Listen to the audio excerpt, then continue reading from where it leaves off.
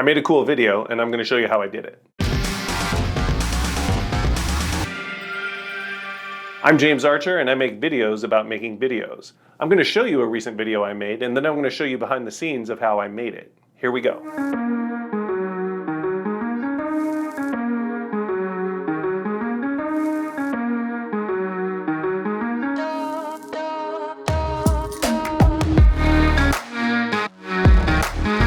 I recently got FAA approval to fly my drone near my house, even though I live within 5 miles of an airport. So I finally got to try this concept that I've wanted to do for a while. The basic concept, as you can probably imagine, is to take two pieces of drone footage and superimpose them. So you have one on the bottom and one on the top, so it makes it look like you're in some weird parallel universe. To do this, we need to get some footage.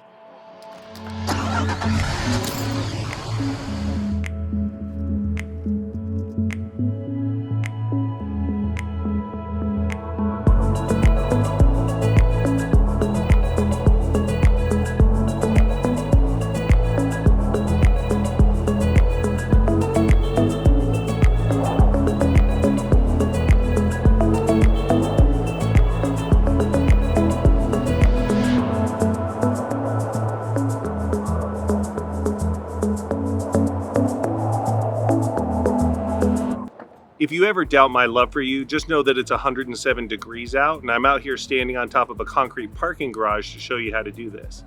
What we have, this is real. The basic goal here is to get two long stretches of footage of the drone moving in a similar direction. There are a few different ways to do this. Some people just take two random drone shots of it moving in totally different places, superimpose them on each other and make that work.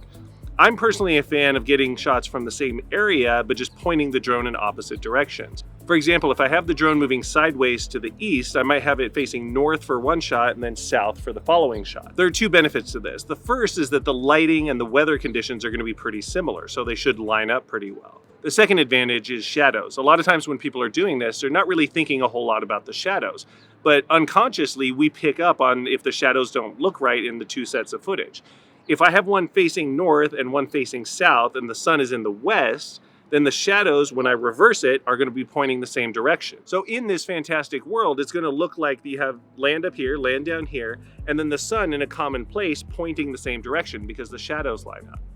There are some other ways to do this. You can reverse the footage, you can flip it, but sometimes that looks weird depending on what you have going on in the frame. If your drone footage is simply moving forward instead of sideways, obviously that's a little easier to do. You just get the footage of it moving forward in both locations and then put those together and it should line up pretty well. Another tip, go at full speed. In order for this effect to work, both pieces of footage have to move at the same apparent speed.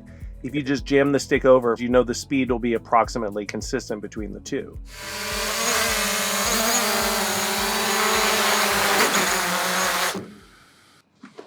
All right, we've got our beautiful drone footage. Let's head back to the lab.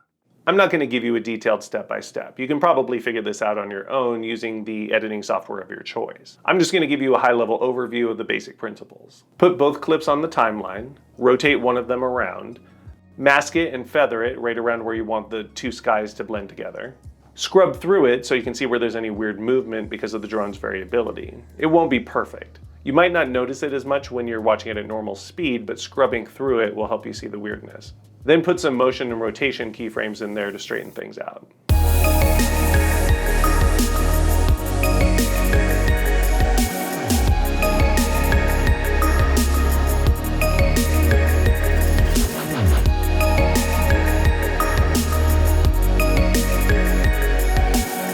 And that's it. That's how you blow people's minds with your crazy Inception-style drone footage.